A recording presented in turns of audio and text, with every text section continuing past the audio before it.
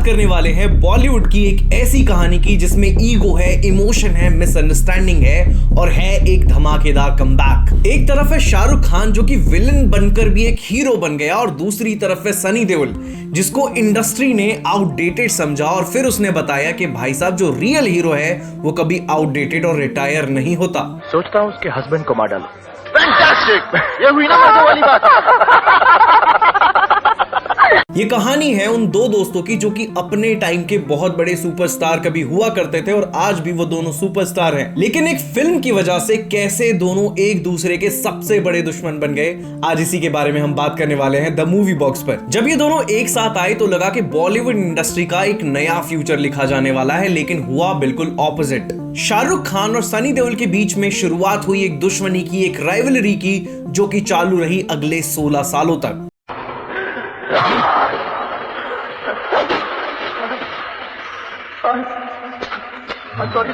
ये जो साल था ये था 1993 जिसमें यश चोपड़ा बना रहे थे एक साइकोलॉजिकल थ्रिलर मूवी जिसका नाम था डर, जिसमें सनी देओल को एक लीड कैरेक्टर दिया गया था और शाहरुख खान प्ले करने वाले थे एक नेगेटिव कैरेक्टर। फिल्म डर में जो शाहरुख खान को रोल ऑफर किया गया था वो दिया गया था एक ऑब्सेसिव लवर का जो कि पागल था थोड़ा सा, वेयर जो सनी देओल को रोल ऑफर किया गया था वो किया गया था एक नेवल ऑफिसर का। तो कहीं ना कहीं सनी को ये लगा कि जो रोल है काफी पॉजिटिव है एंड अच्छा खासा एक्शन मटेरियल मुझे यहाँ पर करने को मिलेगा जो कि मेरी पर्सनालिटी को सूट भी करता है। लेकिन जैसे जैसे फिल्म की शूटिंग आगे बढ़ी तब सनी ने रियलाइज किया जो इसमें विलन का रोल है वो डोमिनेट करता है, वो ओवरपावर करता है नेवल ऑफिसर के रोल को। जब ये फिल्म रिलीज हुई तो शाहरुख खान के कैरेक्टर को ऑडियंस ने पर्सनली बहुत लाइक किया, जो उनकी डायलॉग डिलीवरी थी और वो जो डायलॉग है ना उनका किरण वो फेमस हो गया, काफी ज्यादा फेमस हो गया। I love you,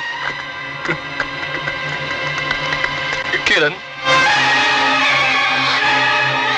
अब यहां तक तो सब कुछ ठीक था, लेकिन जो असली राइवलरी है इन दोनों के बीच में, जो दुश्मनी है वो एक्चुअल में स्टार्ट होती है फिल्म के क्लाइमेक्स में। तो फिल्म के जो क्लाइमेक्स सीन में शाहरुख खान जो कि एक ऑब्सेस लवर है वो नेवी ऑफिसर को मारता है और ये जो पूरी सिचुएशन थी, ये जो पूरा क्लाइमेक्स का सीन था, इससे सनी देओल हर्ट हो जाते हैं और वो यश चोपड़ा के पास जाते हैं और बोलते हैं कि यार ये क्लाइमेक्स जो है वो कोई लॉजिक नहीं बनाता कि मैं एक नेवल ऑफिसर हूं जो कि ट्रेंड है, जिसे कॉम्बैट आता है और मुझे एक विलन से पिटना पड़ेगा। शाहरुख को उस पर अटैक करना था तो सनी अपनी जगह पे बोला भैया मैं तो नेवल कमांडर ऑफिसर हूँ, मेरे पेट पे कैसे चाकू मारेगा। इशू इतना हॉट हो गया ऑन द सेट। लॉजिक तो है इस बात। हाँ ये लॉजिक था, सनी लॉजिक पे राइट था, बट शाहरुख ने बोला भैया मैं कोई शक्ति कपूर, प्रेम चोपड़ा, गुलशन ग्रोवर नहीं है जो मैं पीठ पे मारूंगा। तो डिस्कस करते करते अब देखो अगर लॉजिकली इस बात को देखा जाए तो लॉजिकली बात सही है, लेकिन लॉजिक तो इस बात का भी नहीं बनता कि आप मारने के लिए लोगों को हैंडपंप उखाड़ लो।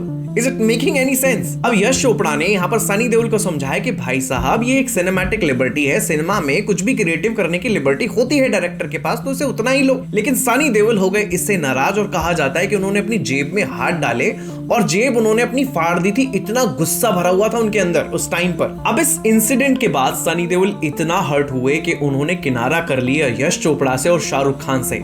16 साल तक एक कंप्लीट साइलेंस समेत देखने को मिला, ना कोई कोलैबोरेशन, ना किसी इवेंट में इनका साथ होना। शाहरुख खान ने अपनी एक इंडस्ट्री में अलग पहचान बना ली उसके बाद में, लेकिन सनी देओल धीरे धीरे इंडस्ट्री से साइडलाइन होते चले गए एंड ऑब्वियसली उसके कुछ टाइम बाद सनी देओल को एक पास स्टार की कैटेगरी में डालकर साइडलाइन कर दिया पूरे के पूरे बॉलीवुड ने। We all know that. एक बहुत लंबा अरसा हो गया सनी देओल कंप्लीटली बॉलीवुड से आउट हो गए, लेकिन शाहरुख खान की जो कंसिस्टेंसी थी वो बनी रही और वो कहलाए आगे चल के किंग खान। लेकिन ये कहानी है सनी देओल की, तुम्हें लगता है कि आसानी से मिट जाएगी, ये कभी पॉसिबल ही नहीं था और ना ही ये कभी पॉसिबल हो पाया, क्योंकि 2023 में फिर से एक बार सनी देओल कमबैक करते हैं पूरी पावर के साथ और मूवी आती है गदर 2। आरा सिंह की सनी देओल की बॉक्स ऑफिस पर वापसी होती है और जो उनके बीच की दीवार थी बॉलीवुड की और सनी देओल की, उसको ब्रेक करते हैं और मूवी कमाती है 500 करोड़ रुपए से भी ज्यादा। और साथ ही एक मैसेज भी जाता है पूरी की पूरी इंडस्ट्री को कि तुमने मुझे भले ही आउटडेटेड समझ लिया था, लेकिन मैं अभी भी एग्जिस्ट करता हूं।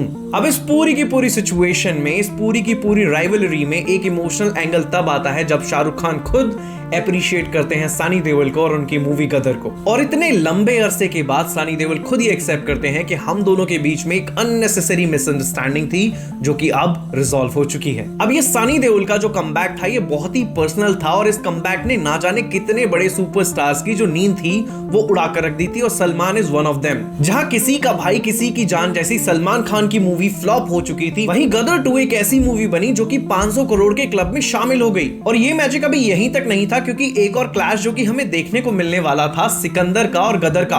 भले ही दोनों मूवी के बीच में एक हफ्ते का गैप था, बट वी कैन से कि कहीं ना कहीं जो सिकंदर के रिकॉर्ड्स हैं वो बहुत ही पुअर हैं, और सनी देओल की जो नई मूवी है जाट वो कहीं ना कहीं सरपास कर सकती है सिकंदर को, क्योंकि अब तक 60 करोड़ रुपए के आसपास का जो कलेक्शन है वो जाट मूवी कर चुकी है। देखो एसआरके का किसी के साथ कंपैरिजन करना मुझे लगता है कि कहीं ना कहीं इनजस्टिस होगा, अनफेयर होगा, but you know very very well कि शाहरुख खान को अब तक 14 फिल्म फेयर अवार्ड मिल चुके हैं। लेकिन वही दूसरी तरफ सनी देओल को 2 नेशनल अवार्ड मिले उनकी 2 मूवीज के लिए, एक थी दामिनी और दूसरी थी घायल, और दोनों ही मूवी कितनी ऑसम है we all know that. Sunny Deol के डायलॉग आज भी वायरल होते हैं, उनके एक्शन पर ऑडियंस आज भी चीयर करती है। जो मास एक्शन का जो कल्चर है 2025 में अगर कोई बिल्ड कर पा रहा है वो है only and only Sunny Deol. मैं मानता हूं कि भले ही एसआरके ने दिल जीता है, लेकिन पाजी ने कमाई है respect. That's all for today. If you love the video, subscribe the Movie Box. Thank you.